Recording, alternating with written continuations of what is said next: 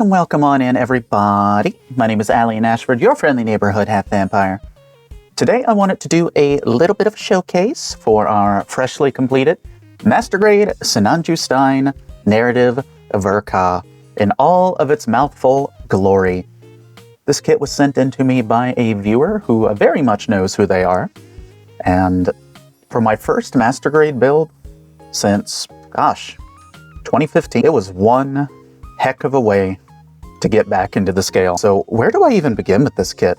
There are so many positive things about it that I absolutely love. The articulation is great. The detail work on it is fantastic. Everything more or less works as it should. Now, with any model kit, it's going to have a couple little things to keep an eye out for here and there. Outside of that, though, I would say out the gate, this is probably the best version of the Sinanju Stein that you can get, as it does have some new parts that correct some of the issues that the older kits had, specifically in the hips, as an example. One of the most notable things about this version of the kit, the sleeves are not stickers, nor do they have to be painted. They are separate parts that lay within one another, and that is absolutely wonderful as someone like me who has, shaky hands. So sleeves and we don't always get along.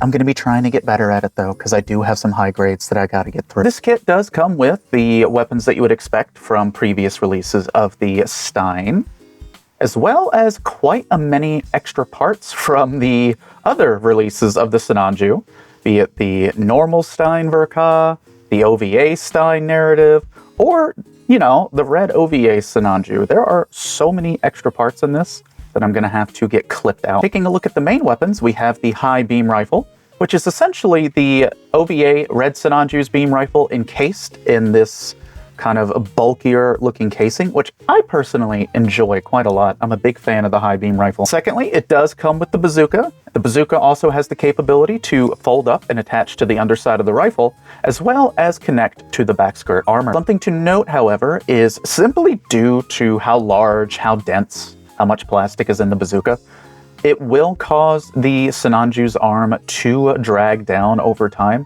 As far as sub-equipment goes, this version of the Sinanju does come with the 2 beam tomahawks and a grenade launcher, all of which mount in the shield, as well as a third additional piece to make an extended beam naginata. That sits under both beam tomahawks and sits in the shield in a little compartment. And of course, this kit does come with quite a many beam effect parts. These are all the effect parts that you would see in any other typical release of the Sinanju. 2 runners with very large and flashy looking effect parts, as well as 2 standard beam saber blades. As for hands, it does come with a pair of the emotion manipulators. So you will have those as the primary hands for the left and right. However, this kit also comes with a fixed post for the right hand. So for the rifle hand, it is going to be 3 parts, an armor plate, and then the 2 parts of the hand that sandwich together and then connect into the handle of the rifle. The kit does in fact come with a very small sheet of color correcting stickers. I've gone ahead and omitted that. I've done some detail painting. The stickers primarily cover the eyes, red strips that would go into the thrusters on the legs, and some green reflective stickers that you could use on the rifle, typically if you're building the standard Sinanju rifle. The thrusters that you see in the backpack here, they do come molded in a darker, almost burgundy red. I've gone ahead and hit it with a little bit of a brighter red to make it pop a little bit. As far as panel lining goes, I decided to try something a little different. For the gray parts, I've used a brown panel liner.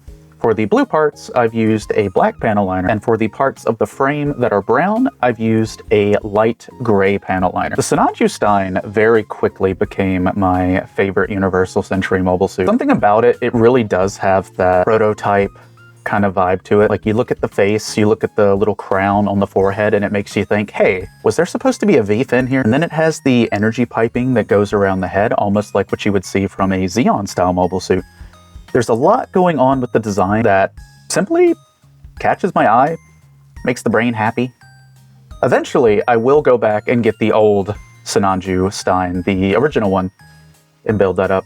However, this one already has a partner ready and waiting. Well, not necessarily waiting, it's still a bunch of parts in the box. However, I do have the Master Grade Narrative Gundam Ver.Ka that is going to be paired up alongside this one. I would like to make one note, perhaps two notes about the kit. Remember that it is in fact a model kit. The front and back skirts and the side skirts, they are all connected by ball joints. So if you do overextend those and pull them up too far, you might run the risk of snapping the ball joint. And the round circular joints that connect the legs and the hips, those are a bit tight, at least for mine. They were a bit tight to move like up and down a little bit. So when you build those, when you put those in, and then when you move the leg, I highly recommend grabbing it at the thigh and being very slow and very careful to pose the legs around, just to make sure that nothing happens with those pegs due to the friction from the part. The flip side to that, however, is due to that friction, it will help hold the leg pose rather well. I did forget to mention the arm guards on the forearms. They will very easily slide open to reveal the beam sabers within. It is a nice functional piece. It does what it's supposed to do. It holds the beam saber, and you can't really ask for more than that. And with all that said, I think we're going to end our little showcase of the Sinanju Stein Narrative Ver.Ka. I would like to thank you all for watching. If you have any other questions about this kit, please don't hesitate to drop a comment. I know this wasn't necessarily a standard review style video. It's more so just a showcase to show you the details of the kit and talk a little bit about it. Consider dropping a like and a subscribe. My name has been Allie Ashford, and I will catch you all next time.